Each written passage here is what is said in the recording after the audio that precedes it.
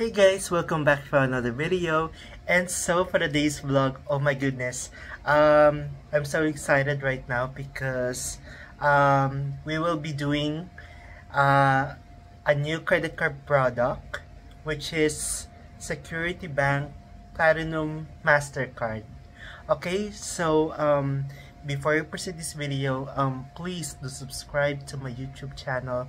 And for more updates, just click the notification bell button and follow my social media accounts on Instagram, Threads, X, and TikTok at RayRaynatics.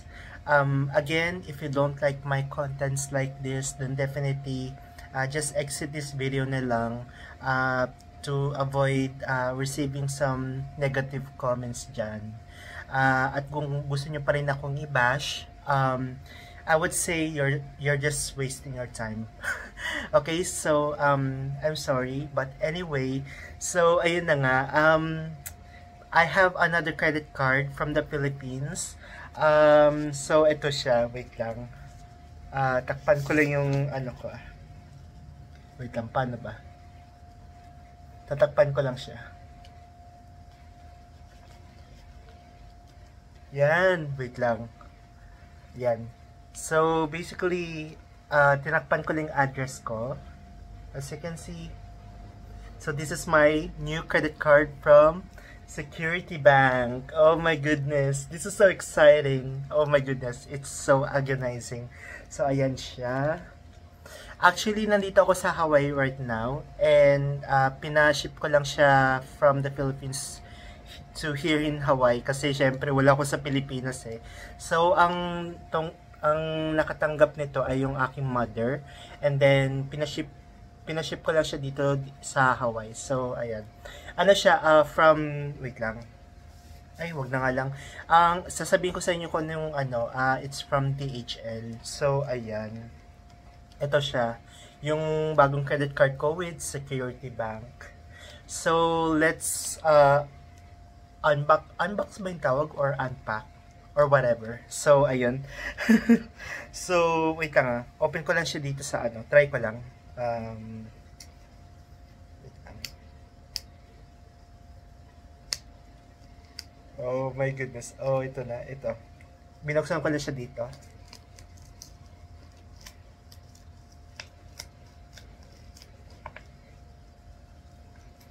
Ayan, wait lang. ASMR ba tong ano, ginagawa ko? Wait lang. Hindi ko kasi siya maano eh. Wait lang. Yan. Na-open ko na siya dito. And then, what we have here first. So, unang-una sa lahat, meron akong, ano dito, terms and conditions that we don't actually read. Pero syempre, kailangan pa rin natin siyang basahin para maging aware tayo sa mga ganitong bagay. Kasi syempre, we would never know. Especially dun sa mga fees and charges and all that. So, ayan. So, ayan siya. And then, sorry. Ito yung likod niya. Kung makikita nyo. So, ayan. Ayan siya. Okay, so ito na yung pinaka-aantay nyo. Oh my god, ayan na siya.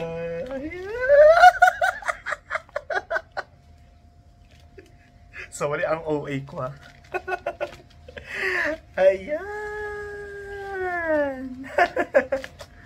Ayan, say hello to your travel credit card. So basically, this is a travel credit card. So basically, when I'm getting a credit card, lagi naka-align sa akin na ano, for travel lifestyle and all that. Ayoko na mga cashback, rebates and all that. Mas gusto ko kasi yung mga earning points for miles, yung mga ganon. So ayan siya. And then, wait lang paano ba to? So ito, may nakalagay dito sa likod. Yung aking card number, yung billing cut-off ko, which is every 20th of the month, and then yung payment due date ko is 21 days after ng cut-off. It's actually pretty weird kasi walang nakalagay dito kung magkano yung credit limit. Pero may nag-text naman sa akin from Security Bank. So gusto niyo ba malaman kung magkano yung credit limit ko?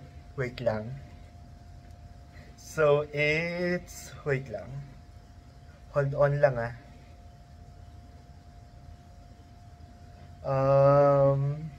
Paano ko ba ito ano? Check ko lang guys kung may mga ano ba. Wait lang. Hold on lang. Okay. So eto na siya. Wait lang. Sige, ito. Gusto niyo ba malaman kung magkano yung credit limit ko nito? Ayan. Nakikita ba? It's 500,000 pesos. Like, oh my goodness. Nasa kalahati milyong piso na yung credit limit ko. And this is actually the first time even though na kahit 23 years old pa lang ako, I know dapat yung mga ganung yung sa ganung edad, dapat mga basic credit cards lang yan and all that or whatever. Pero sa case ko naman, nag-start ako nagkaroon ng credit card nung 20 years old lang ako. Pero secured credit card lang yon. Pero syempre, ngayon, puro regular credit card na meron ako. Plus, puro mga premium cards na. So, ayan na. So, ayan siya. Ayun nga, nasa kalahati milyong piso na yung credit limit nito. So, ayun. So, wait lang. Before ako magpakita ng credit card ko, so, ay, ang ganda niya. Wait lang. So, ito na siya, guys. Wait lang, tatakpan pa lang, Ito. So, ayan siya. Oh my goodness. Wait lang. So, yung sticker nito ay yun yung guide para kung paano i-activate whenever sa through text or through call. So, ayan. Sa case ko naman through call kasi syempre, nandito ako sa Hawaii ngayon, ayoko naman i-text kasi syempre, ayoko naman na ma-charge ako ng mga ganitong rates and all that. Pero syempre, tumawag na lang ako. Pero pwede naman ako tumawag sa Pilipinas din kasi syempre kasama na yun sa bill ko na na unlimited calls to international yan. So ayun, wala naman akong magiging problema diyan. So ito na siya. Security Bank Platinum. Oh my goodness. Thank you Security Bank. Alam niyo guys, yung share ko lang a little bit of story sa inyo guys. Kasi syempre from last year, apply dito sa Security Bank. Kasi syempre, wala lang, parang gusto ko lang siyang i-try. Pero sa kaka-apply ko ng kaka-apply, ayun, lagi ako na-reject. Up until na nag-give up na ako and all that. So, ayan, wala na akong magawa. And then this year, as far as I know naman, na wala naman akong in-applyan sa mga credit card agent man yan or sa online. Yung pag mag-a-apply nga ako, tinatry ko nga sa online pero ang dalas kong madi-disapprove. Pero I don't know kung paano nangyari yon. Yun nga, I don't know what happened. Pero bigla na lang ako napadala ng credit card itong Security Bank na platinum na siya with 500,000 pesos na credit limit. So, na-shock ako dun. Pero syempre, thankful pa rin ako. Pero syempre, mag-iingat lang din. Kasi syempre, nasa kalahati milyong piso na yung credit limit na ito. Oh my goodness. I-control nyo pa rin yung spending habits ninyo, syempre. Pero syempre, as owning a credit card for 2 years na, I would say more than 2 years. Ayun, never ko naman ma-encounter na mabuon sa utang and all that. Even though na kahit malalaki na rin yung mga credit limit ko sa mga ibang credit cards ko dyan. Ayun nga, syempre iniingatan ko naman din yung sarili ko. Kasi from the very first place, syempre, kaya ako kumuha ng credit card to build my credit standing and all that. Tsaka, para maipakita ko rin sa iba dyan na good payer ako and all that. Despite na kung gaano man kalaki yung credit limit na binibigay sa akin. Ayun. So, ito na nga siya. Yung Security Bank Platinum. So, lahat ng mga credit cards ko, except BPI, lahat sila ay puro puro mga platinum or mga premium cards na. Sorry sa background noise guys. So, yan. Papakita ko lahat sa inyo yung mga credit cards na meron ako. Wait lang. Grabe. Thank you talaga Security Banks. So, wait lang. Ito yung mga credit cards na meron ako ngayon. Na puro platinum. Mamaya ko na lang pakita yung BPI kasi syempre, yun yung basic credit card ko eh. So, ito na nga siya. Puro mga premium cards na. Ayan. Nakikita ba? So, yan. Puro mga na. Pero yung BPI ko, ano pa rin siya, tawag dito, nasa pa rin siya, nasa 5 digits pa rin siya. Pero hindi naman ako nawawala ng pag-asa na may increase din itong credit limit ko sa BPI, yun nga. Or it's either na na mag-upgrade to into a premium card. So ayan, ito yung aking BPI credit card ko. Na hindi ko naman siya pinapakart kasi syempre this is my very first credit card eh. Ayun, kaya nasa sepangs din ako. Pero hindi naman ako nawawalan ng pag-asa na na kumuha ko ng mas premium pa. Malay natin makakuha ko ng ng BPI Platinum Mastercard o yung BPI Visa Signature man yan. So, ayan. We will see what will happen. Now, I will go over na sa sa mga nito, yung mga benefits nito. So, meron siyang pang pang airport lounges, locally man yan. So, ang sabi dito, get free unlimited access to A Lounge, Marhaba Lounge, and Pags Lounge. O, diba? Tapos, I think, pag mag-lounge access kayo sa ibang bansa, I think yung partner nito is yung sa Dragon Pass ba? Iyon.